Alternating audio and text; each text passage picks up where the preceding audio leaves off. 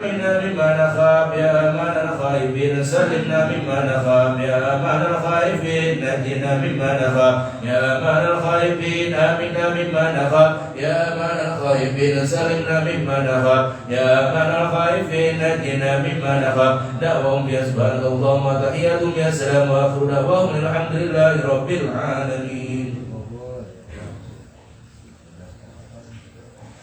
اللهم صل وسلم على سيدنا محمد وعلى آل سيدنا محمد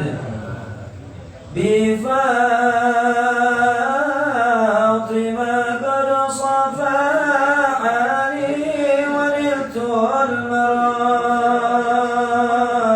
المرام بفاطمة قد صفحني ونلت المرام بدعا محمد حبيب الله خير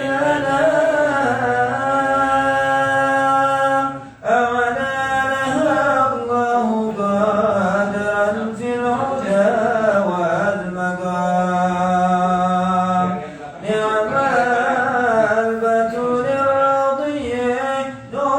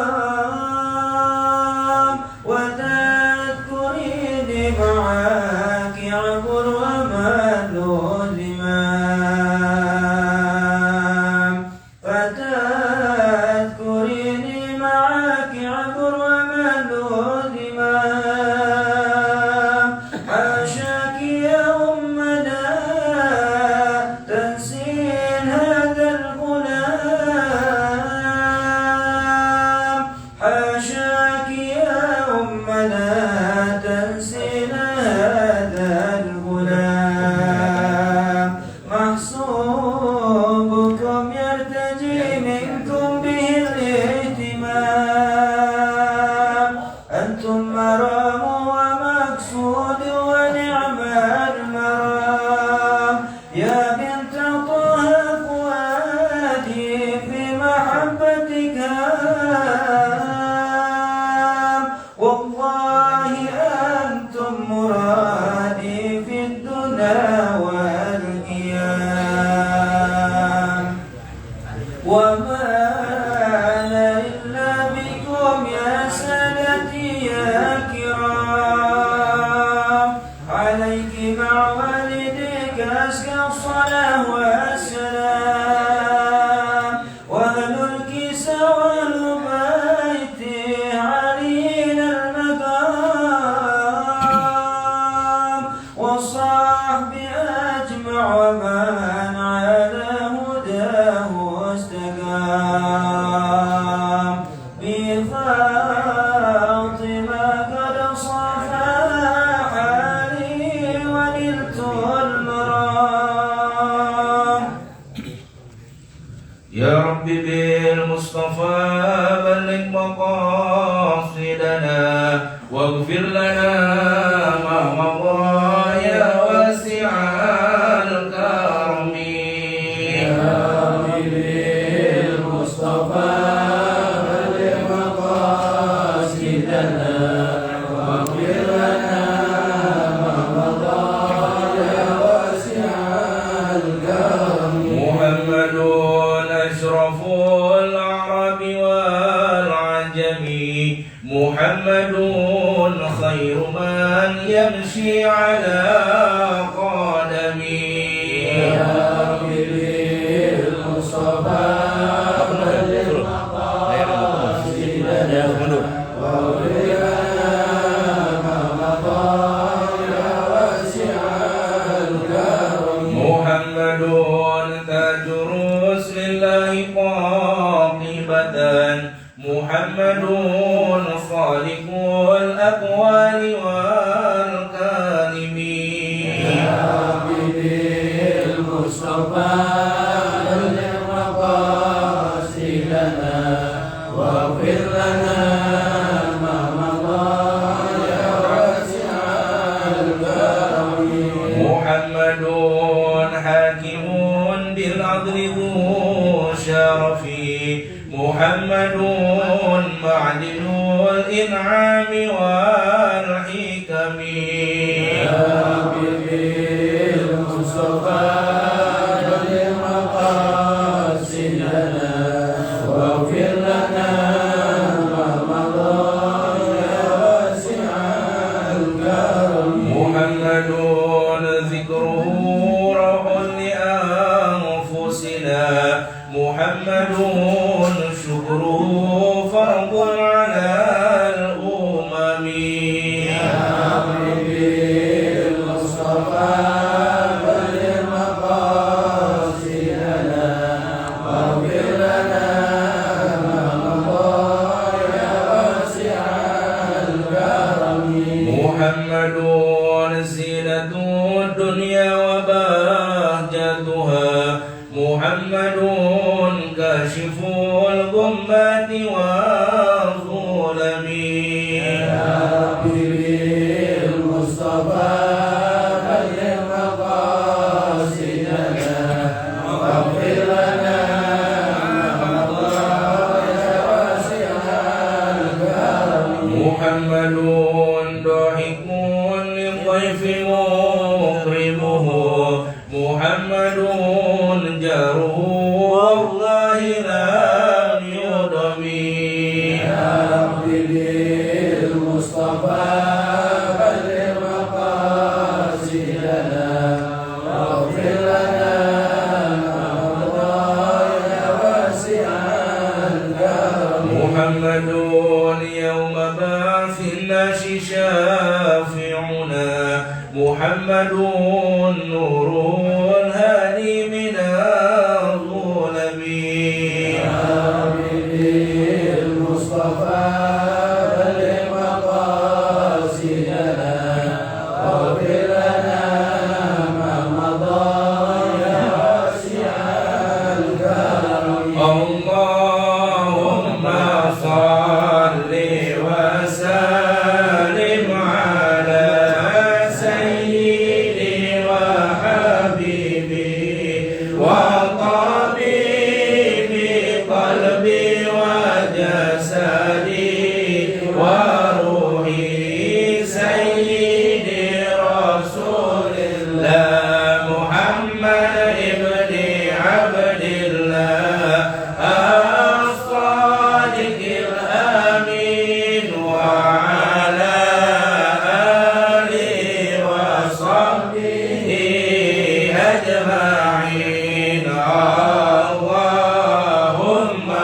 salli wa sallim ala sayyidi wa habibi wa qabibi qalbi wa jasadi wa ruhi sayyidi rasulillah Muhammad ibni Abdillah as-sadiqil amin wa ala alihi wa sahbihi ajma'in. Allahumma salli wa sallim ala sayyidi wa habibi wa qabibi qalbi wa jasadi wa ruhi sayyidi rasulillah Muhammad ibni Abdillah as-sadiqil amin wa ala alihi wa sahbihi ajma'in. Allahumma salli wa sallim wa barik alaihi wa ala alihi.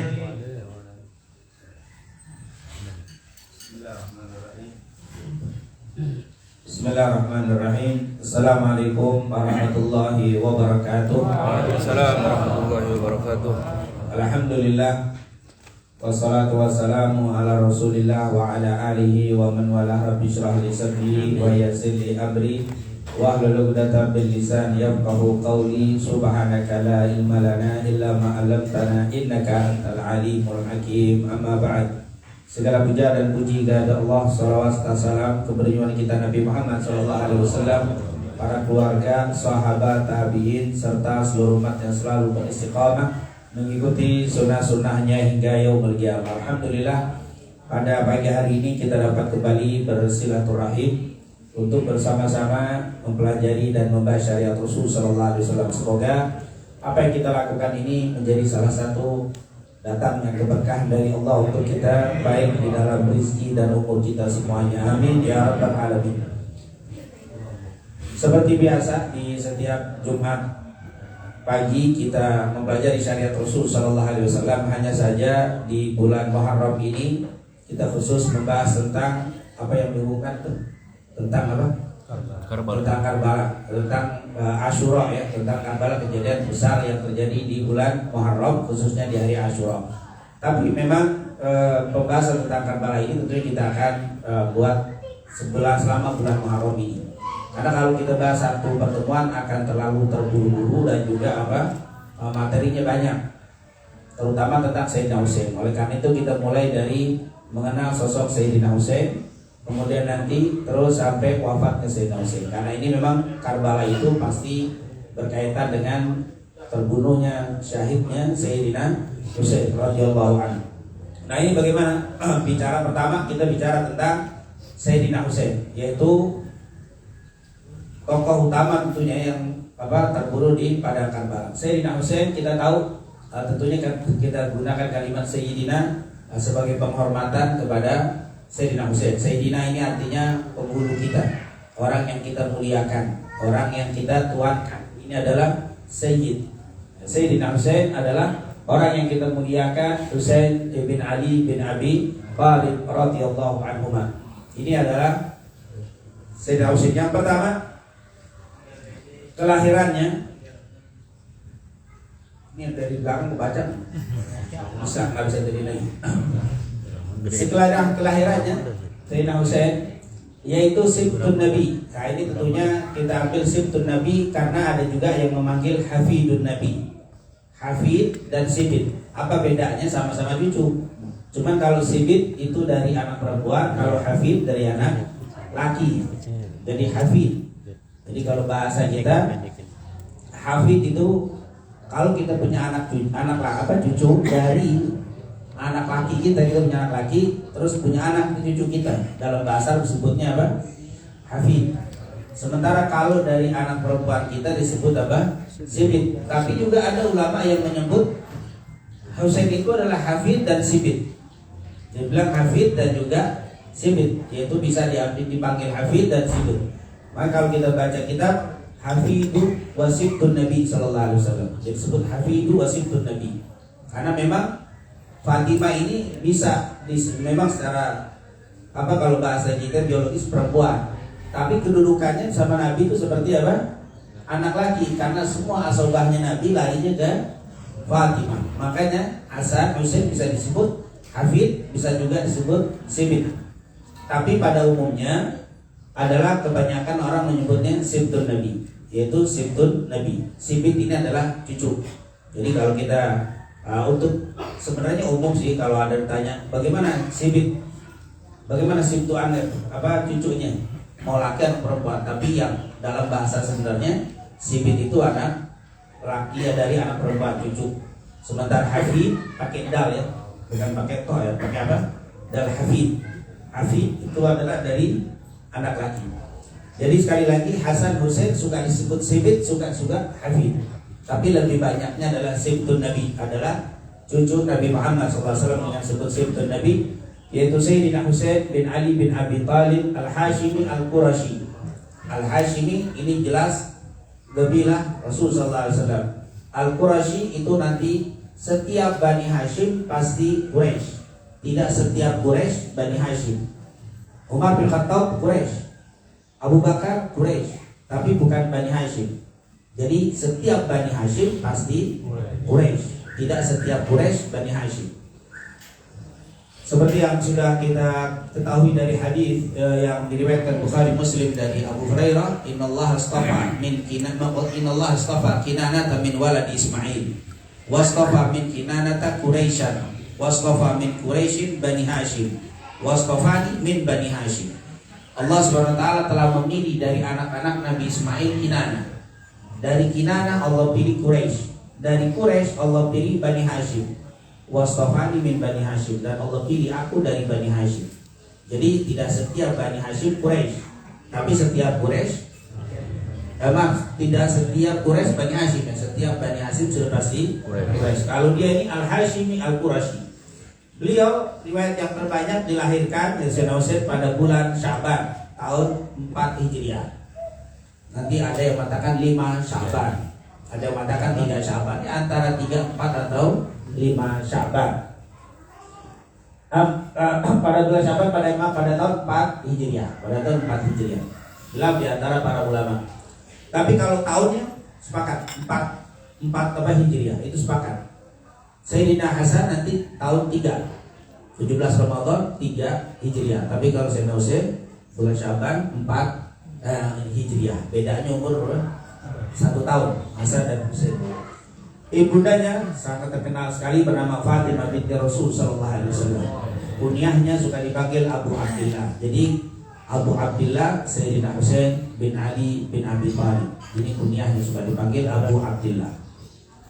Kemudian dilihat dari sejarah, beliau ini memang kedudukannya adalah cucu sibtun Nabi sallallahu alaihi wasallam. Tapi kalau dilihat semua yang dilakukan Rasul kepada cucunya ini seperti layaknya seorang ayah kepada anaknya. Jadi Sayyidina Husain ini bukan seperti cucu tapi seperti anaknya. Lihat dari semua, dari penamaan, dari adat, semuanya yang melakukan adalah Rasul sallallahu alaihi wasallam. Yang pertama, namanya dari Rasulullah SAW. Nama Sayyidina Husain itu dari Rasul. Rasulullah yang memberikan nama kepada Sayyidina Husain. Ini disebutkan dalam riwayat Imam Ahmad, Ibnu Hibban dengan sanad yang sahih, oleh Ibnu Hajar dan juga Imam Ibnu Syakir. Disahihkan sanad ini. Berkata Ali bin Abi Thalib, "Lamma wulidal Hasanu samaituhu Harban." Ketika dilahirkan Sayyidina Husain, Sayyidina Hasan, saya berikan nama kepadanya Harban. Jadi dia dikasih nama Harb. Faja'an Nabi sallallahu alaihi wasallam faqala. Setelah aku kasih nama Harb itu artinya perang. Harb. Jadi memang Sayyidina Ali demen dengan nama itu. Nanti dengan harapan dia dipanggilnya Abu Harb. Kalau dipanggil Abu Harb kan apa? Bapaknya perang. Memang Sayyidina Ali itu kalau ada urusan apa? Perang jawara udah gak nanggung Sayyidina Ali. Gak pernah kalah di dalam peperangan. Baik mubarozah, perang satu persatu atau berjamaah beramai-ramai, Sayyidina Ali selalu jadi unggul gitu. Lama wulida al-Hasanu samaituhu harban faja'a an-nabiy sallallahu alaihi wasallam faqala aruni ibni. Kasih tahu aku, perlihatkan kepada aku ibni, anakku. Dia tidak pernah nyebut sibti, tapi nyebutnya apa? Ibni. Aruni ibni. Perlihatkan kepadaku, mana anakku? Tuh saya Rasulullah SAW manggil apa? Mestinya kan manggil apa? Aruni sibti. Tapi dia bilang aruni ibni. Kasih tahu anakku, yang mana? Lihatin, kata Rasul. Terus, ma samaitumuhu, apa yang telah memberikan nama kepadanya? Kasih nama siapa ini anakku? Kata Rasulullah SAW. Kulna, maka kami katakan Zainal Ali harban. Kami kasih nama harban. Kalau Rasulullah dengan nama harban tidak setuju. Dia bilang bal huwa Hasan. Enggak, bukan Harb namanya, tapi Hasan. Dia namanya apa? Hasan. Diganti langsung sama Nabi Muhammad SAW. Falamma wulida Husain, 1 tahun kemudian lahir Sayyidina Husain. Samaituhu harban. Kata Ali, aku kasih nama Harb lagi. Kemarin enggak dapat, sekarang namanya Harban. Kemarin dari kakeknya, sekarang dari saya, Harb. Faja'an Nabi sallallahu, enggak lama Nabi datang. Faqal, lalu berkata lagi, aruni ibni. Anakku mana? Aku lihat anakku. Ma samaitumu, apa yang telah memberikan nama kepada anakku ini? Qulna harban. Kita kasih nama Harb ya Rasulullah. Dikasih nama apa Harb lagi? Perang. Qala bal wa Husain. Namanya dia adalah Husain. Jadi yang ngasih nama Sayyidina Husain ini siapa? Rasul sallallahu alaihi wasallam. Falamma wulida Khalid. Nah ini riwayat Imam Ahmad, Ibnu Hibban, bahwa ada anak yang ketiga laki-laki. Falamma wulida Khalid, ketika lahir yang ketiga, samaituhu, aku berikan nama Harban. Aku kasih nama lagi Harb. Faja'an Nabi sallallahu alaihi wasallam. Nabi datang, aruni ibni. Perlihatkan kepadaku anakku. Ma samaituhu, apa yang telah kau berikan nama kepadanya? Qulna Harban, aku berikan nama Harban. La, kata Rasulullah, enggak, bal huwa Muhsin. Aku kasih nama dia Muhsin. Inilah nama-nama siapa? Cucu Rasulullah SAW. Tapi Muhsin ini meninggal. Dia dalam waktu baru meninggal, meninggal. Intinya yang terkenal adalah Hasan dan Husain. Yang ketiga Muhsin. Ini riwayat nanti ada yang menyebutkan Muhsin nanti khilaf di antara para ulama. Tapi kata Ibnu Hajar dan Ibnu Asakir, ini riwayatnya sahih bahwa ada namanya Muhsin. Tentunya ini adalah nama langsung dari Nabi Muhammad SAW. Hasan, Husain, dan Muhsin. Ini adalah nama cucu Rasul SAW, tapi selalu disebutkan aruni ibni. Perlihatkan kepadaku anakku. Anakku. Rasulullah selalu menyebutnya apa? Anak. Begitulah apa Nabi kita Nabi Muhammad SAW terhadap Sayyidina Husain. Kemudian Rasul sendiri juga yang mengadankan. Mesti kan biasanya bapaknya ini, tapi Rasul SAW mengadankan itu. Berkata Abu Rafi, ra'aitu Rasulullah sallallahu alaihi wasallam adzana fi udhunil Husain ibn Ali. Aku telah melihat Rasulullah SAW mengadankan di telinga Sayyidina Husain bin Ali hina waladatu Fatimah, ketika dilahirkan oleh Fatimah, yaitu adzan salat seperti Allahu Akbar, seperti adzannya salat. Ini riwayat Imam Tirmidzi dengan sanad yang hasan. Ada yang mendhaifkan dengan karena ada salah seorang rawi yang dhaif. Tetapi Imam Ahmad dan para ulama ahlul hadis, terutama Imam Tirmidzi, mengatakan ada syawahid. Artinya ada hadis-hadis lain yang mendukungnya. Ini adalah berkaitan dengan adzan. Tentunya nanti kalau membahas tentang adzan panjang. Syekh Albani ada 2 kitab. Di dalam kitab Irwaul Ghalil mengatakan hasan, tapi di kitab yang lain mengatakan dhaif. Tapi intinya Al-Imam Nawawi mengatakan sudah menjadi amalan 4 madhab. Juga sudah menjadi amalan 4 madhab dari ulama fuqaha dan ulama fikih. Ini adalah yang sudah kata Imam Nawawi, ini merupakan amalan ulama ahli fikih. Apalagi tidak ada yang mengatakan hadis adzan palsu. Ada yang mengatakan dhaif, tapi banyak yang mengatakan apa? Hasan. Berselisih begini akhirnya ada orang tak mau adzan, takut bid'ah. Ini satu apa? Satu ketakutan yang sangat apa? Ini karena dianggap adzan itu hanya untuk sholat saja. Padahal di sini bisalah, yaitu adzan salat, Allahu Akbar, Allahu Akbar. Bahkan Sayyidina Husain sendiri setelah dia tahu, dia ingat dia diadzanin itu. Akhirnya dia pernah mengatakan begini, man wulidalahu maulud. Ini riwayat Imam Sayyidina Husain. Sayyidina Husain bilang, man wulidalahu maulud.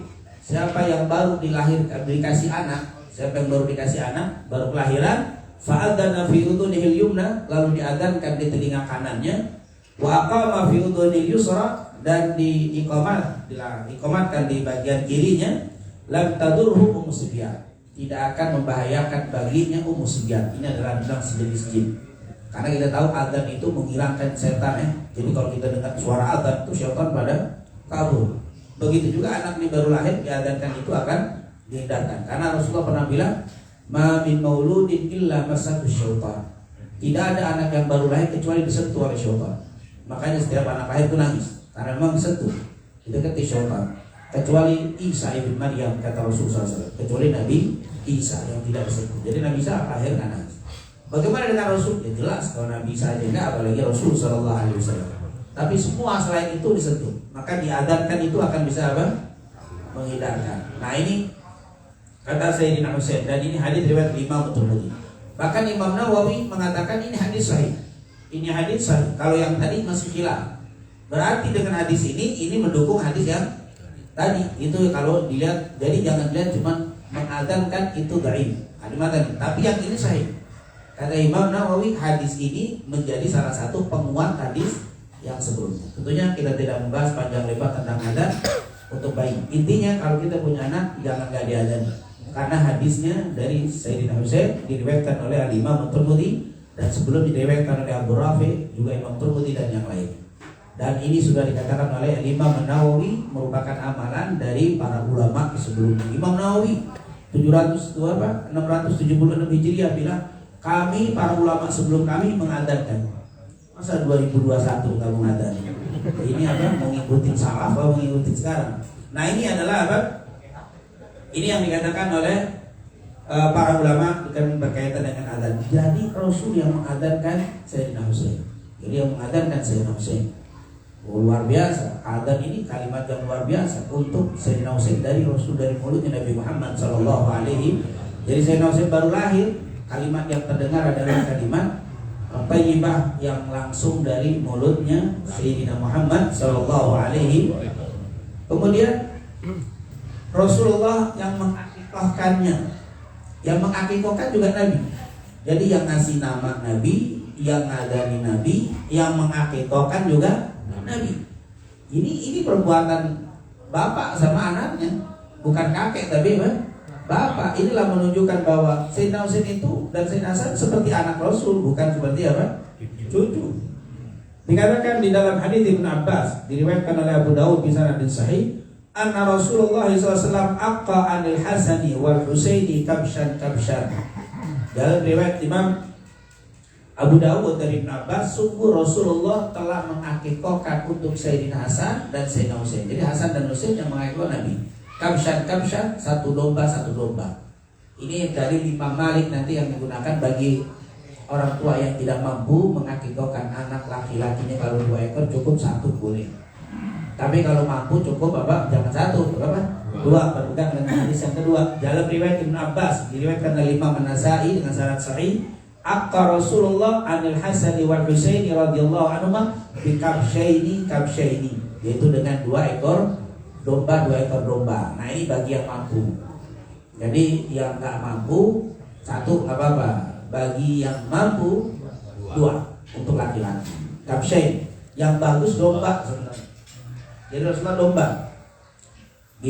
Kambing biasa juga boleh, tapi domba itu memang Rasulullah untuk akikah demen Kabshain, itu dengan 2 ekor domba. Nah inilah berarti Rasul sallallahu alaihi wasallam, akal Rasulullah yang ngadain itu kambingnya dia beli, dia yang motong untuk cucunya. Ini luar biasa Rasul sallallahu alaihi wasallam.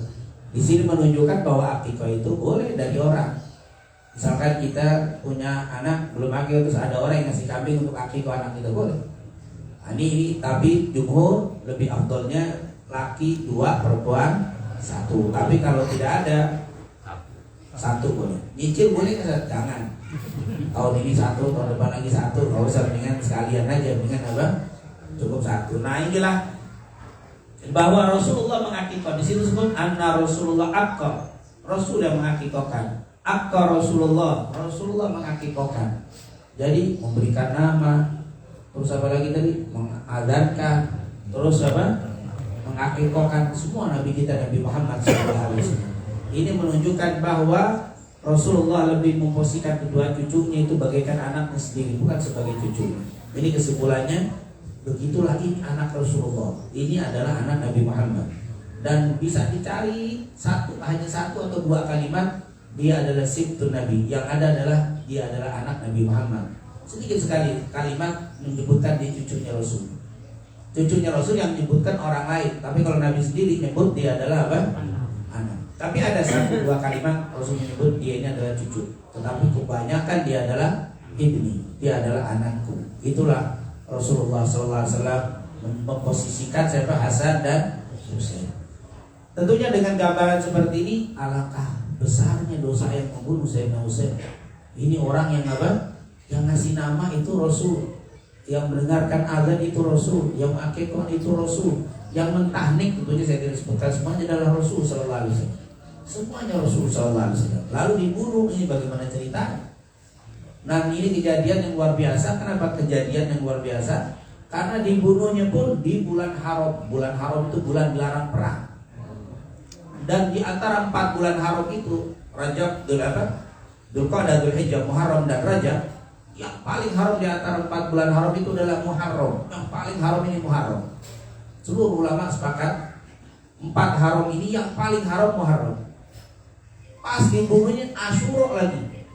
Pas super yang apa? Super hari yang di antara bulan Muharram adalah Asyura. Di saat disuruh puasa, itu dibunuh. Wah ini luar biasa. Dan jatuhnya pas hari Jumat nanti. Itu jatuhnya hari Jumat itu. Pembunuhan Sayyidina Husain tahun 61 Hijriah 10 Muharram itu pas hari Jumat. Bayangkan di hari yang termulia, di bulan yang termulia, di tanggal termulia, anak Nabi yang termulia dibunuh. Wah ini luar biasa. Ini sangat perlu untuk kita ketahui. Kenapa? Karena ada orang yang menganggap itu mah biasa aja, nggak sesuatu yang apa? Istimewa, nggak perlu dibahas, nggak perlu. Bahkan yang lebih parah lagi menganggap itu wajar dibunuh. Jadi yang salah itu bukan yang dibunuh, tapi yang bukan yang terbunuh, bukan yang disalahkan, tetapi bukan yang membunuh, malah yang terbunuh yang disalahkan. Nah ini anggapan yang berbahaya sekali tentang mungkin dia tidak kenal siapa Sayyidina Husain. Sayyidina Husain itu adalah anak Rasulullah, dia adalah cucunya Rasul.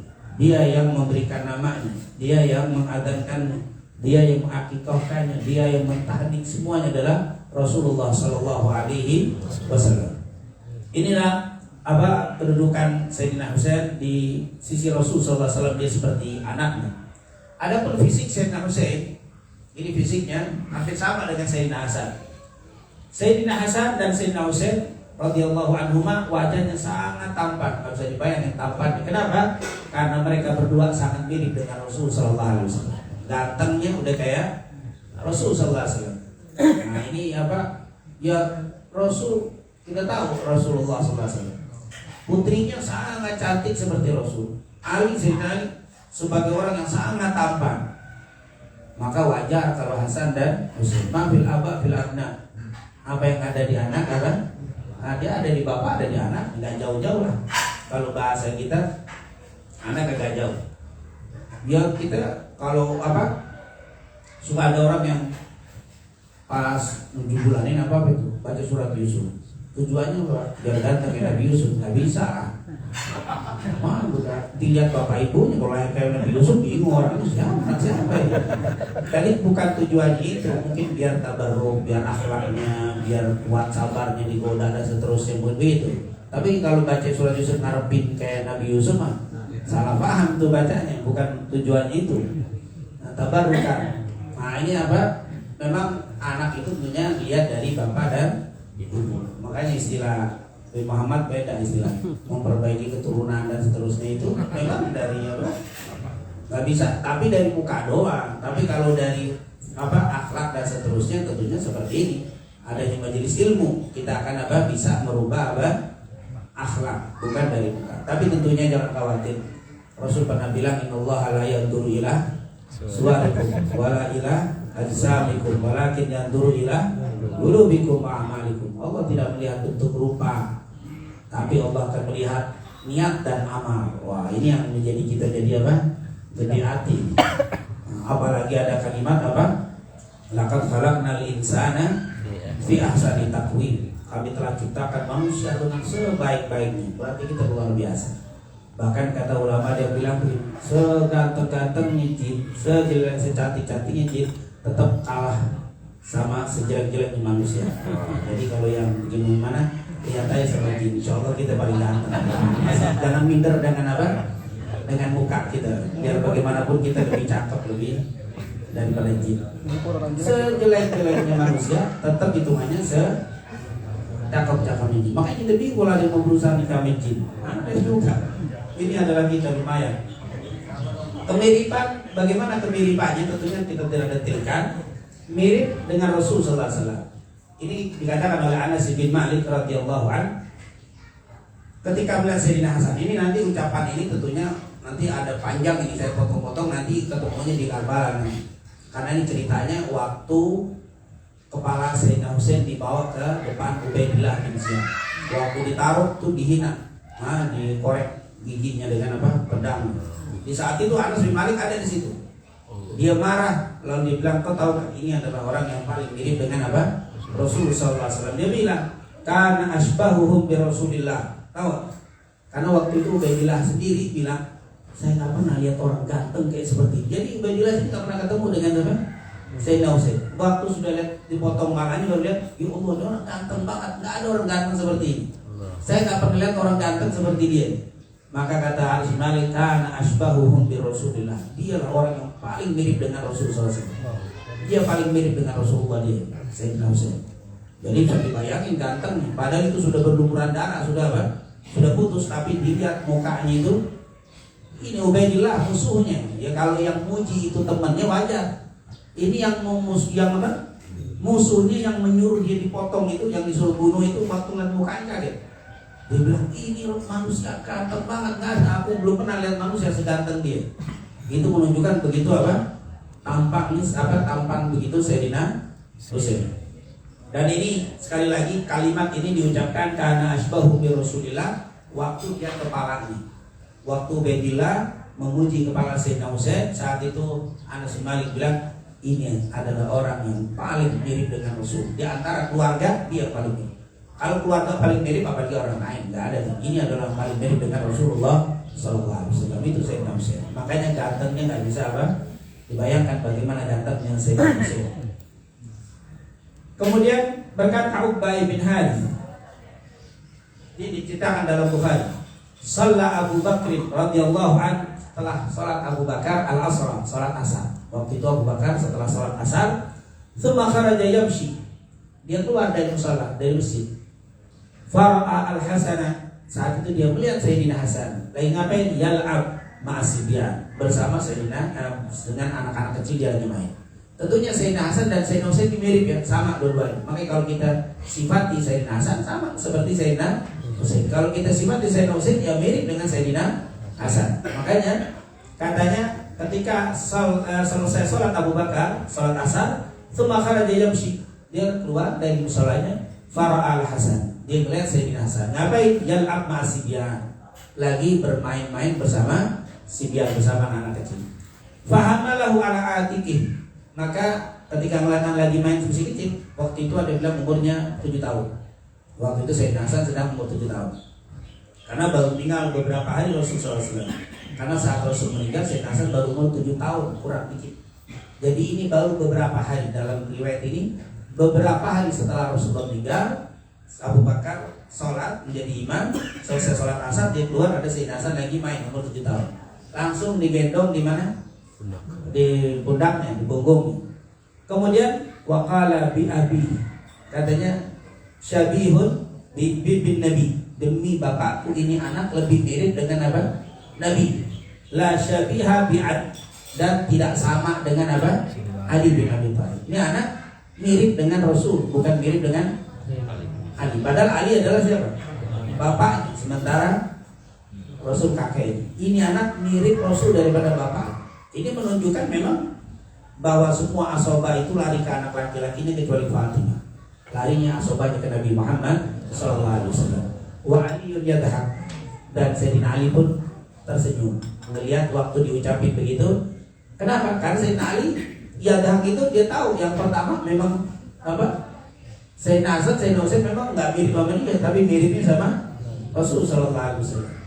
Dan yang kedua, dia bangga kalau anaknya itu Sayyidina Hasan dan Husain itu lebih mirip kepada Rasul daripada mirip kepada dia. Dan memang kata ulama, tidak ada orang ridho rela disaingi sama orang lain kecuali sama anaknya sendiri.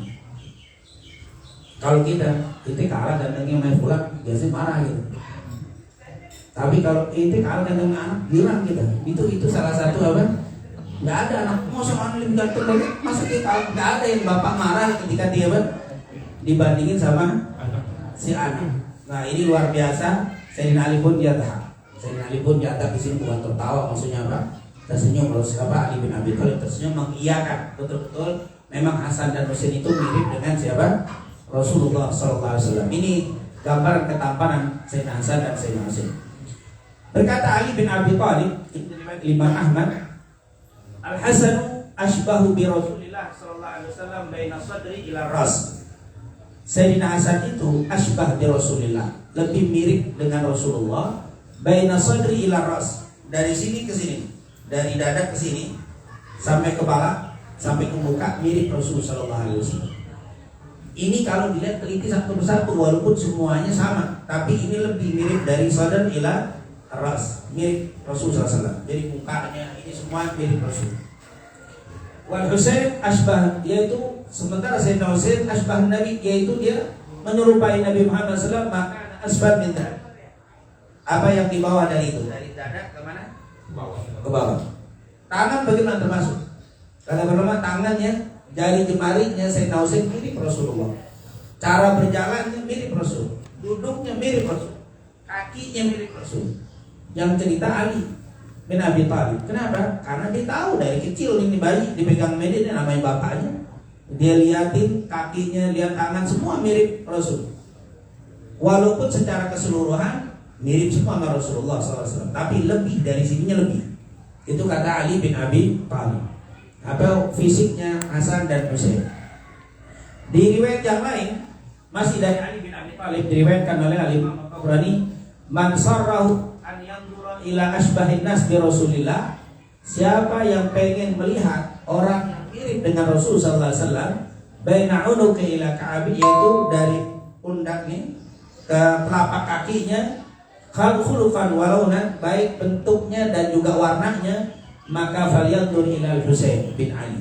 Maka lihat, makanya memang dari sini ke bawah. Nah, dari bawah sampai ke telapak kakinya mirip. Bentuk dan warnanya mirip seperti apa? Rasul SAW. Kata-kata mirip nggak pasti persis 100% ya, karena Rasul adalah apa? Lain. Tapi ini betul-betul mirip. Nah, ini menunjukkan begitu apa? Gantengnya Sayyidina Hasan dan Sayyidina Husain. Berkata Muhammad bin Dhahhak Al-Khuzami, kan wajhul Hasan yusbihu wajh Rasul sallallahu alaihi wasallam. Karena wajhul Hasan, sungguh wajahnya Sayyidina Hasan itu yusbih, menyerupai yusbihu wajhi Rasulullah sallallahu alaihi wasallam, menyerupai wajah Rasul sallallahu alaihi wasallam. Wa kana jasadul Husain, adapun jasad Sayyidina Husain fisiknya yusbihu jasad Rasul sallallahu alaihi wasallam. Jadi ini mirip, tangan semua mirip seperti apa? Rasulullah sallallahu alaihi wasallam. Seakan-akan Rasulullah dibagi dua kepada apa? Cucunya Al Hasan wal Husain. Ini semuanya pakai riwayat ya, saya sengaja sebutkan ini supaya tidak mengada-ada. Betul-betul ini kesaksian para sahabat. Bahkan Asif bin Quraib dia pernah bermimpi, ayahnya pernah mimpi Rasulullah. Terus dia cerita, saya semalam mimpi Rasul. Datang ke Abdullah bin Abbas. Abdullah bin Abbas, mirip siapa yang kau lihat? Pasti orang bilang mirip Sayyidina Husain. Benar. Kalau kau lihat itu seperti Sayyidina Husain, itulah Rasul SAW. Jadi patokan kalau orang mimpi kan hadis, man ra'ani fi manam faqad ra'ani. siapa yang telah bermimpi aku berarti betul-betul mimpi aku. Orang bingung, saya mimpi Rasul, mukanya siapa? Lihatnya Sayyidina Husain. Mirip nggak kasih? Iya mirip, benar itu Rasul. Nggak mirip berarti bukan. Jadi Abdullah bin Abbas waktu ada Sayyidina Husain yang pernah ketemu Sayyidina Husain tinggal nanya doang. Kalau sekarang bingung mimpi Rasul, mimpi siapa? Nggak bisa digambarin sekarang. Kalau zaman dulu orang mimpi Rasul datang ke Abdullah bin Abbas, pernah lihat Sayyidina Husain dia, bagaimana? Persis kayak Sayyidina Husain, itulah Rasul benar yang kau lihat Rasul. Jadi menjadi apa? Barometer patokan benar nggak benar kalau lihat Rasul, lihat aja Sayyidina Husain. Jadi dia kan nanya banyak bagaimana mukanya atau yang kau lihat yang jelas. Dia bilang aku lihat jarinya dan jalannya waktu menemui aku seperti Sayyidina Husain, itu Rasul. Langsung itu Rasulullah SAW. Begitulah tentunya kita tidak bisa mendetilkan bentuk fisiknya Sayyidina Husain, tapi sudah kita dapat bayangkan Sayyidina Husain betul-betul mirip apa? Rasulullah SAW. Seperti kita tidak bisa menggambarkan Rasulullah secara sempurna, begitulah kita sulit untuk menggambarkan ketampanan Sayyidina Hasan dan Sayyidina Husain. Inilah apa kesaksian dari Ubaidillah bin Ziyad, musuhnya Sayyidina Husain. Dia bilang, "Ma ra'aitu mithla hadza hasanan." Aku tidak pernah melihat orang seperti ini dari ketampanannya. Nggak ada orang ganteng seperti ini, nggak pernah. Padahal dia apa? Musuh ya. Maaf kalau bukan musuh ngomong itu hal biasa, tapi ini musuhnya. Dia bilang, aku nggak pernah melihat seperti ini dari segi ketampanan. Maksudnya orang yang paling ganteng yang pernah aku lihat ini dia. Kata Ubaidillah ini bukan kuper, mungkin dia nggak pernah keluar rumah kali, dia nggak pernah lihat orang. Oh, Ubaidillah ini nanti kita akan cerita dia adalah gubernur. Dari gubernur nanti di Basra pindah ke Kufah. Dia gubernur, jadi udah keliling kemana-mana dia. Jadi dia pernah lihat ketemu orang ganteng banyak, tapi dia bilang tidak pernah aku melihat orang yang seperti ini dari segi ketampanannya. Maksudnya ini orang yang paling apa? Ganteng yang pernah aku lihat. Inilah Sayyidina Husain radhiyallahu an, begitu luar biasa ketampanan fisiknya. Yang terakhir kita hanya pada hari ini hanya tentang Sayyidina Husain. Belum cerita Karbala lama. Langsung ke Karbala kita bingung siapa Sayyidina Husain, nggak paham. Nah, kita harus tahu dulu sehingga kita bisa bayangkan kalau orang kayak begini dibunuh, nggak dibunuh biasa, dibunuh dipotong palanya. Wah ini luar biasa. Ini Sayyidina Husain yang bagaimana kemuliaannya. Bagaimana sih kemuliaan Sayyidina Husain? Nama sifat fisiknya dulu. Sifat maksudnya sifat perbuatannya. Apa sih kalau tadi fisiknya, sekarang adalah perbuatannya. Sebenarnya kalau bicara tentang ibadah nggak usah dibahas sudah. Saya rasa Sayyidina Husain nggak usah dibahas tentang ibadah. Dia adalah sahabat Nabi Muhammad SAW. Tidak sulit lah untuk kita ikutin. Cukup para sahabat kita tahu. Paling menonjol kalau disebutin dari ibadahnya beliau, Sayyidina Hasan, Sayyidina Husain itu tidak bisa tidur sebelum baca suratul Kahfi. Tiap mau tidur baca Kahfi. Kita itu aja kelewatan. Baru baca 3 kali Al-Falaq An-Nas. Kan kata Rasul jangan tidur kecuali apa? Baca dulu, ditiup, kemudian dia apa? Itu aja kelewatan mulu. Ini Sayyidina Hasan, Sayyidina Husain setiap mau tidur Kahfi. Habis Kahfi baru tidur. Jumat aja kita lewat. Ini Jumat nih kita disuruh baca surat Kahfi, lewat. Ini tidur baru amalannya. Apalagi baca tasbih, padahal baca amalan sebelum tidur baca 3 kali, Al-Fatihah 3 kali, An-Nas 3 kali sampai ditiup, sampai di baca kursi, terus Qul Kafirun, kemudian tasbih 3 kabul 33 kali ya, terus riwayat Fatimah yang menghapuskan dosa dan seperti seger lagi kalau kita baca. Kemudian baca apa lagi? Sedikit amalannya. Itu aja molor. Paling Bismillahirrahmanirrahim ya, wa bismillah. Itu paling itu dulu. Kadang-kadang itu aja kelewatan juga. Wow. Ini saya nasar, saya tidak bisa tidur sebelum apa? Kahfi. Kita Jumatan aja pakai berdiangsur. Ada nanya saat Kahfi itu sekali duduk apa boleh berkali-kali duduk? Masih duduk, gawa dulu, baca lagi, terusin lagi, gawa. Itu saking apa? Dianggap berat Kahfi. Kalau dia nggak bisa tidur sebelum baca surat Kahfi. Hasan dan Husain terutama Sayyidina Hasan haji 25 kali, 15 dengan berjalan kaki dari Madinah ke Mekah. Berjalan kaki 15, 10-nya dengan kendaraan. Wah fadilahnya kalau terus urusan ibadah nggak usah dibahas. Nah ini sifat di luar ibadah. Apa? Sayyidina Hasan dan Husain dikenal sebagai sosok yang sangat dermawan. Ini yang paling menonjol, kedermawanannya. penghilang hati yang gundah. Jadi kalau ada yang sumpah, kata Bisa Hasan, Sayyidina Husain hilang tuh.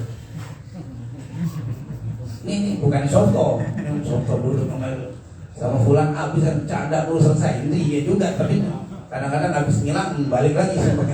Nah ini gundah itu hilang, kesusahan. Gundah di sini hati ya, sumpah, kesusahan maksudnya rezeki. Orang yang sulit rezeki datang ke situ mesti selesai sama Sayyidina Hasan sama Sayyidina Husain. Yang butuh uang, butuh rezeki, kesulitan datang selesai. Gundah itu beda. Gundah ini duit ada, cuma sumpah aja. Datang aja kan Hasan dan Husain, selesai. Nah insya Allah keturunannya pun bisa begitu, bisa ngilangin kegundahan hati. Amin, amin. Dan juga bisa mengangkat kesusahan. Lihat. Terus pengayom fakir miskin. Oh fakir miskin kalau udah masalah nggak jauh datangnya kepada bukan fakir jelas. Orang kaya lagi sulit dalam usahanya datang ke Hasan Husain. Padahal mungkin boleh jadi nggak mampu seperti orang kaya, tapi datang ke Hasan Husain. Ini Hasan Husain paling menonjol itu mengangkat kesulitan orang, paling demen mengangkat kesulitan orang. Hasan dan Husain. Dan pemaafnya luar biasa. Jiwa pemaafnya luar biasa. Ini sulit untuk kita dapati seperti Hasan dan Husain. Wah ini luar biasa. Ini satu keistimewaan. Kalau ibadah-ibadah udah standar seperti sahabat-sahabat Rasul. Tapi yang paling hebat ini dia ini dermawan, penghilang hati yang gundah, terus mengangkat kesusahan, paling memperhatikan fakir miskin, dan juga pemaaf yang luar biasa. Kita yakin kalau sudah kayak begini selesai, sifat yang ini ada selesai. Orang yang susah ini karena seperti hadis-hadis yang sangat banyak ya. Man yassara sirin yassara fid dunya wal akhirah wa man nafasa an mu'minin kurba nafasallahu an kurba min kurabi yaumil qiyamah. Karena mereka luar biasa tahu betul bahwa siapa yang mengangkat kesulitan seorang mukmin, Allah akan angkat kesulitannya di antara kesulitan-kesulitan dunia wal akhirah. Kesulitannya dunia wal akhirah diangkat oleh Allah. Sayyidina Hasan, Sayyidina Husain paling demen ngangkat kesulitan. Jadi yang kumpul ini banyak orang-orang susah. Kenapa? Karena Sayyidina Hasan, Sayyidina Husain demen. Kalau kita kan super duduk sama orang susah. Yang ini sama orang senang terus. Kalau Hasan Husain enggak, malah demen dengan Hasan. Allah kata dia, sungguh kata Sayyidina Hasan, kenapa begitu? Sungguh aku tahu keberkahan yang Allah berikan kepadaku karena aku membantu orang-orang yang susah.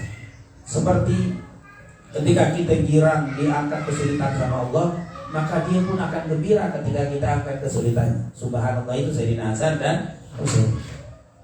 Dikatakan setiap orang yang datang itu mesti diselesaikan sama dia. Orang yang minta nggak mau pulang dalam keadaan hampa. Kalau nggak bisa dipenuhi, paling nggak dia bawa sesuatu yang datang ke Sayyidina Hasan dan Sayyidina Husain. Sampai-sampai orang pada nanya, kenapa begitu? Kenapa kau setiap yang datang kau kasih yang dia mau atau membantu, paling tidak meringankan apa yang dia alami kesulitannya? Jawabannya begini, aku malu menjadi pengemis di pintu Allah. Maksudnya aku ini minta sering kepada Allah SWT. Sementara aku menolak orang yang datang. Bagaimana mungkin aku minta kepada Allah dikasih, sementara orang yang minta kepada aku tolak, katanya. Aku tahu ketika aku minta kepada Allah, Allah kasih. Supaya Allah kasih, maka aku harus kasih kepada orang yang minta kepadaku. Kalau aku menolak semua yang datang kepada aku, lalu aku minta kepada Allah, aku nggak malu kepada Allah SWT. Ya, sampai kayak begitu. Kalau mau kamu dimudahkan urusan sama Allah, mudahkan urusan orang. Kalau permintaan doa rizkimu mau dikabulkan sama Allah, orang yang minta rizki kepada kamu kasih, itu akan dikabulkan. Nah kalau kau nggak pernah ngasih, mau minta terus sama Allah, mana mungkin? Itulah Sayyidina Hasan. Kalau kita pikirkan nggak begitu, minta belum Allah ngasih nggak pernah. Sama orang Sayyidina Hasan nggak begitu, Sayyidina Husain nggak begitu. Kalau mau dikabulkan hajat-hajat oleh Allah, kabulkan hajat-hajat orang. Kalau mau diangkat kesulitan kamu oleh Allah, angkat kesulitan orang.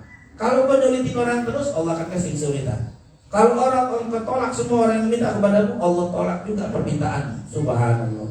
Itu Hasan dan Husain radhiyallahu anhu. Sungguh Allah senantiasa melimpahkan nikmatnya kepadaku, dan aku berusaha untuk selalu membagikan nikmatnya kepada orang lain. Seperti tadi, kalau mau dikasih nikmat yang banyak, bagi nikmat kepada orang lain, maka Allah akan bagi nikmat kepada kita.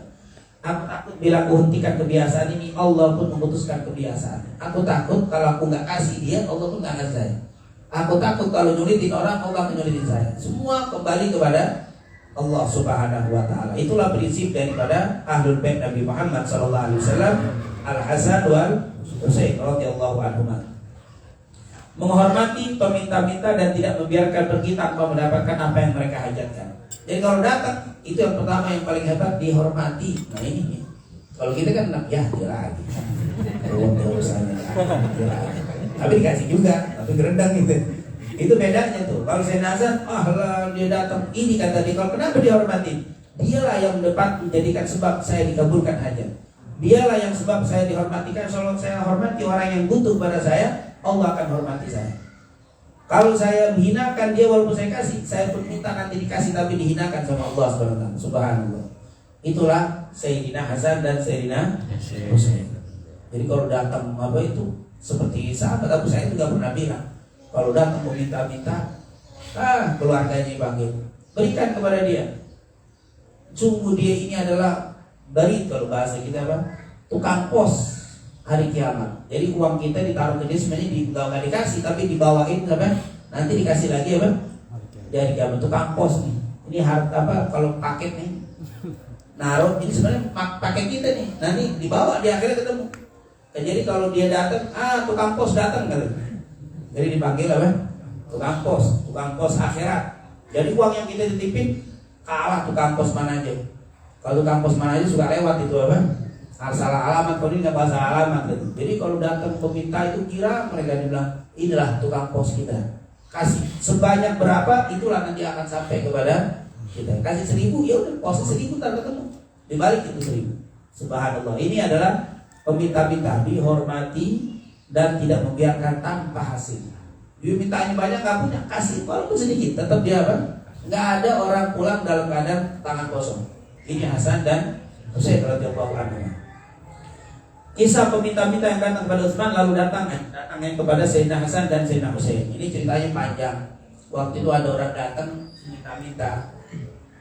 Sebenarnya nggak minta-minta, orang tampilannya bagus, keren. Datang ke Sayyidina Utsman. Waktu datang dikasih sama Sayyidina Utsman 5 dinar. 5 dinar gede. 1 dinar itu apa? Bisa beli kambing 1 dinar. Dikasih 5. Karena dia tampaknya keren, nggak mungkin minta-minta, biasa dikasih dinar. Terus si Bilal ngomong, apakah ada yang bisa membantu lebih besar dari ini kan? Kata Utsman, datang aja coba kepada Hasan dan Husain. Datang aja cucu Rasul SAW. Mereka terkenal minal qurama, apa? Mereka terkenal dari orang dermawan kepada Hasan dan Husain, cucu Rasul. Datang, jadi terkenal di antara para sahabat Hasan dan Husain. Datang ke Sayyidina Hasan. Waktu datang, kenapa? Dia datang kepada Sayyidina Utsman, saya dikasih 5 dinar. Tapi saya kecewa, kenapa? Karena saya nggak ditanya hajatnya. Nggak ditanya hajatnya, kenapa? Kenapa dikasih 5 dinar? Tapi udah keren, kalau zaman sekarang mah datang dikasih 5 dinar, 5 jutaan nggak pakai ngomong. Waduh, itu apa? Super, manusia setengah dewa. Itu kalau bilang apa? Datang nggak pakai nanya, datang langsung dikasih bonus berapa? 5 dinar. Sulit kan? Saya justru dia kecewa. Saya nggak ditanya. Kenapa? Karena saya bukan meminta-minta. Saya pengen ditanya.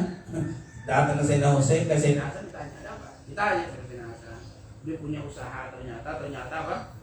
Oleh terlilit dengan apa? Habis.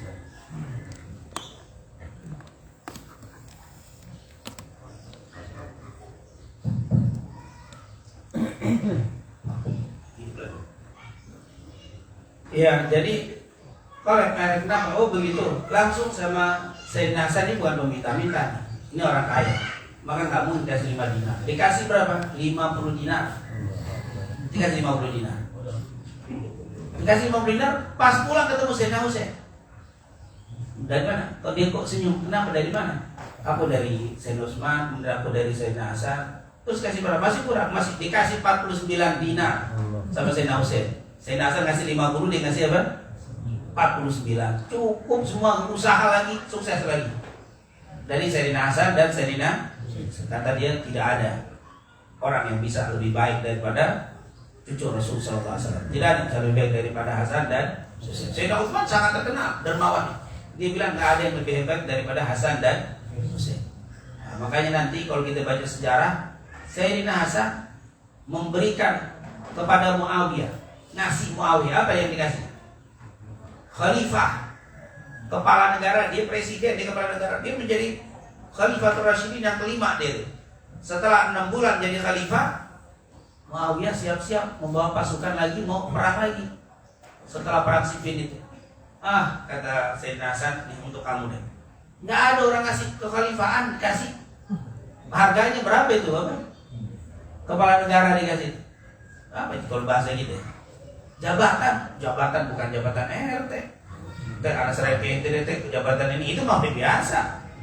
RW lurah ini enggak presiden. Saya kasih itu kamu. Kalau dia mau bertahan bisa, semuanya dukung, bahkan banyak nolak, jangan dikasih. Ini adalah kau dipilih dengan dasarkan musyawarah.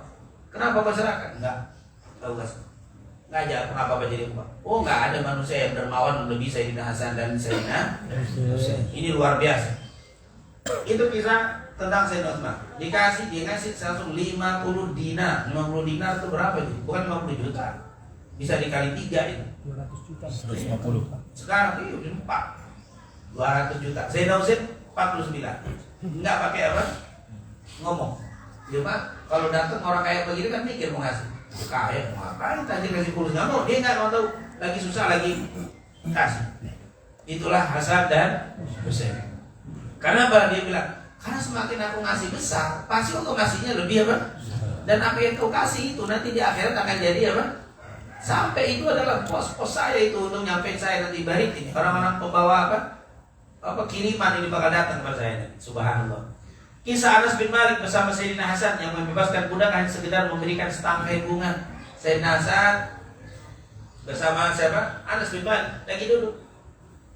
Tiba-tiba ada orang budak ngasih bunga kecil sebagai ini ahli bait Rasul sallallahu alaihi wasallam. Sungguh cintaku, hormatku kepada ahli bait aku tunjukkan dengan aku kasih apa? Bunga. Dikasih. Berapa harga? Kata Sayyidina Hasan. Berapa harga? Dijualkan, budak itu dijual untuk tanya sama bos itu berapa nih harganya budak. Harganya misalkan 1000 dinar. Kan budak nggak murah budak itu. Budak mahal. 100 dinar atau 500 dinar. Aku beli, aku bebaskan. Engkau bebas lillah. Kamu bebas karena Allah dibayar tuannya 100 dinar, bebas. Abdul Aziz Malik. Wahai Hasan, engkau bebaskan hanya sekedar ngasih apa? Bunga. Seandainya dia mungkin kalau dia punya uang banyak mungkin ngasihnya beda karena dia budak kalau punya apa-apa. Aku bebaskan karena Allah. Dibebaskan saat itu doang cuma apa? Modelnya nggak ada orang sekarang model apa Sayyidina Hasan dan apa? Husain. Sayyidina Husain kalau lagi jalan atau di masjid di malam hari dia suka datang. Sayyidina Husain suka keliling malam-malam ke masjid-masjid digelap-gelap masjid remang-remang waktu gelap di tengah malam. Kalau ada dengar ada orang doa dan tahajud dia deketin tuh. Dideketin oleh tahajud, dia nggak tahu kalau dia dengerin doa. Kalau doanya tentang harta, minta rizki, dia akan pulang. Lalu diambil secara jibil taruh di sebelah. Setelah salam dia mesti dapetin uang yang diminta. Kalau disebutin nominal, ya Allah saya lagi butuh 500, tiba-tiba ada 500. Dipikir dari Allah langsung turun deh. Ternyata apa? Sinasan secara jibil. Oh sedekahnya langsung apa? Kata Sayyidina Hasan, wallahi saya malu kepada orang yang punya hajat minta kepada saya. Saya ingin memberikan kepadanya tanpa dia memberikan apa? Memberitahukan kepada aku hajatnya. Jadi dia doa, dia tahu, dia itu paling demen dia. Dia paling demen ngasih kepada orang yang tidak minta kepada dia dan dia tahu sebelum dia minta. Subhanallah. Makanya lewat malam-malam dia doa, minta orang doa. Kalau begitu, waduh apa? Hasan sih banyak duitnya, iya. Karena dia dapat khumus, dapat apa? Bagian dari Baitul Mal. Ahlul Bait itu dapat khumus. Makanya nanti seluruh ulama sepakat di masa dapat khumus Ahlul Bait gak boleh makan zakat. Sepakat. Tetapi ketika khumus tidak ada terjadi khilaf. Tapi ini khumus. Khumus itu jatah yang sangat besar untuk Ahlul Bait. Jadi mereka dapat.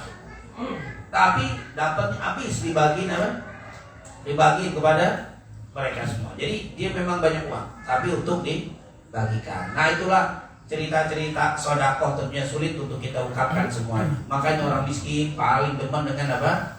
Al-Hasan wal Husain. Sifatnya tidak ada orang yang tunda dia datang kecuali diberikan apa nasihat yang luar biasa, pergaulan yang menghormatinya dan seterusnya sampai orang itu gundanya hilang, kesulitannya susah, habis semuanya. Dan kalau jiwa maafnya, nggak usah diceritakan lagi susah. Mungkin kita pernah mendengar apa? Wal afina 'anil nas wallahu yuhibbul muhsinin, itu kalimat itu kalau bagaimana Sayyidina Hasan sudah siap mau berangkat ke masjid, udah rapi pakai imamahnya, sudah siap berangkat. Budaknya bawa apa? Sayur, ketowel, terus tumpah ke mana? Ke bajunya yang sudah rapi mau ke masjid yang mahal yang bagus, berantakan gara-gara apa? Sayur itu. Mukanya merah Sayyidina Hasan. Marahnya dalam arti, ya Allah, sudah apa? Rapi mau berangkat, melihat begitu langsung si budaknya kaget dan apa? Minta maaf kepada Sayyidina Hasan. Itu kalau kita baca wal afina 'anil nas wallahu yuhibbul muhsinin. Itu ketika dibacakan budak itu baca, sesungguhnya orang-orang itu dikatakan wasari'u ila magfiratin min rabbikum wa jannatin arduha samawati wal ardu hiddat lil muttaqin alladzina yunfiquna fis sarra wad dharra wal kadhiminal ghaidha wal 'afina 'anil nas. Si budak ini waktu ngeliat Sayyidina Hasan marah, dibaca ya ayat tadi surat apa? Al-Imran 134 kalau saya baca. Wasari'u ila magfiratin min rabbikum wa jannatin arduha samawati wal ardu u'iddat lil muttaqin alladzina yunfiquna fis sarra wad dharra. Terus dibaca yang ini nih, wal kadhiminal ghaidha, bahwa ciri-ciri orang yang bertakwa yang berhak mendapatkan ampunan dan surga yang luas di antara langit dan bumi adalah yang yunfiquna fis sarra wad dharra, yang sedekah di dalam keadaan susah dan senang, dalam keadaan senang dan susah, dalam keadaan lapang dan sempit, suka sedekah. Yang kedua, wal kadhiminal ghaidha, dan orang yang bisa menahan marah. Dibaca begitu langsung yang tadi mereka mukanya marah langsung putih lagi. Sayyidina Hasan putih bukan seperti Rasul. Kalau dia marah itu kelihatan merah. Jadi langsung aduh, wal kadhiminal ghaidha, hilang langsung marahnya. Dibacain ayat itu. Wal afina 'anil nas, aku maafkan kamu. Langsung dibalas. Dibacain ayat, tapi budaknya juga apa Quran. Dibacain ayat itu apa? Wal afina 'anil nas, aku maafkan kamu. Wallahu yuhibbul muhsinin. Saat ini aku bebaskan kamu dari budak. Jadi numpahin sayur bukan dihukum tapi langsung apa? Aku bebaskan saat ini yang kau jadi budak. Bebas merdeka karena Allah. Ya Allah apa? Dibacain ayat al-kadhiminal ghaidha wal 'afina 'anil nas wallahu yuhibbul muhsinin. Supaya Allah yuhibbul muhsinin dengar kalimat itu, aku bebaskan kamu karena Allah. Bebas ke budak. Nyakitin, numpahin, apa? Wala dihukum, dimaafkan dan dibebaskan. Dibebaskan ini, itu adalah apa? Nggak ada harganya itu memaafkan atau membebaskan budak. Ini adalah Sayyidina Hasan. Makanya sulit untuk cerita apa? Maafnya dia itu, maafnya dia luar biasa. Sekali waktu muridnya datang, ya Sayyidina Hasan. Juga sama dengan Sayyidina Husain sifatnya. Hasan Husain sama sifatnya. Ya Sayyidina Hasan, kenapa? Fulan bin Fulan kemarin telah memfitnah, mengejek, merendahkan, mengejek, pokoknya jelek-jelekin habis. Pergi dia ke pasar, Sayyidina Hasan beli korma yang paling bagus. Orang kaya beli yang paling bagus dia, korma. Setelah itu seperti dia beli. Dia datang ke rumah orang yang ngejek dia, yang fitnah, yang menghibahin dia. Assalamualaikum, waalaikumsalam. Pas dibuka kaget Sayyidina Hasan. Yang kemarin dia fitnah, yang kemarin jelek-jelekin. Ini hadiah untuk kurma yang paling bagus. Hadiah apa nih Sayyidina Hasan? Kemarin aku dengar ada orang yang kasih pahala kepada ini sebagai tanda terima kasihku untuk membalas kebaikanmu. Aku bilang kebaikan. Iya. Kemarin ada yang ngirim pahala untuk apa? Kan kamu ngomongin saya, berarti kan pahala kamu diberikan kepada saya sebagai tanda terima kasih saya kasih. Kalau sekarang kagak ada nih, kampung Ramat nggak ada yang begitu. Terima kasih, kenapa? Engkau telah memberikan pahala kepada. Dikasih, bukan dimaafin, dikasih apa? Hadiah. Subhanallah. Inilah Hasan dan Husain. Subhanallah, terlalu apa? Tidak mungkin lah kedermawanannya, maafnya nggak bisa. Sekali waktu Apa ini cerita-cerita tentang ini kayaknya nggak ada apa? Nggak ada habis-habisnya. Sekali waktu Sayyidina Hasan pernah lihat ada seorang budak lagi ngasih makan seekor anjing. Jadi dia makan ada anjing, nggak usah. Dia makan satu piring, dia makan satu suap lagi ditaruh di situ, dikasih makan anjing. Dia makan dikasih makan anjing lagi. Sampai Sayyidina Hasan yakin nih budak satu piring makan berdua dengan apa? Anjing. Bukan berarti satu piring berduaan ya, maksudnya dia makan kemudian apa? Ditaruh atau dikasih makan. Sampai selesai. Akhirnya ditanya, kenapa kau melakukan itu wahai budak?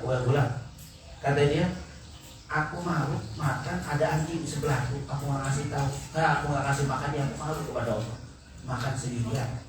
Malu kepada siapa? Masa anjing lihatin saya makan sendirian, makan saya bagi berdua. Allah itu apa? Udah, ini kalau kita kan kita usir. Apa kunci kayak kita usir? Aku malu. Aku makan, dia ngeliatin, aku tidak ngasih dia makanan. Maka aku bagi dua makanan untuk dia. Sayyidina Hasan pulang, langsung didatang, mana tuan? Mana tuan? Dia mau kasih makan waktu itu di rumah, di pinggiran rumah orang. Ini apa? Rumah ini rumah tuan.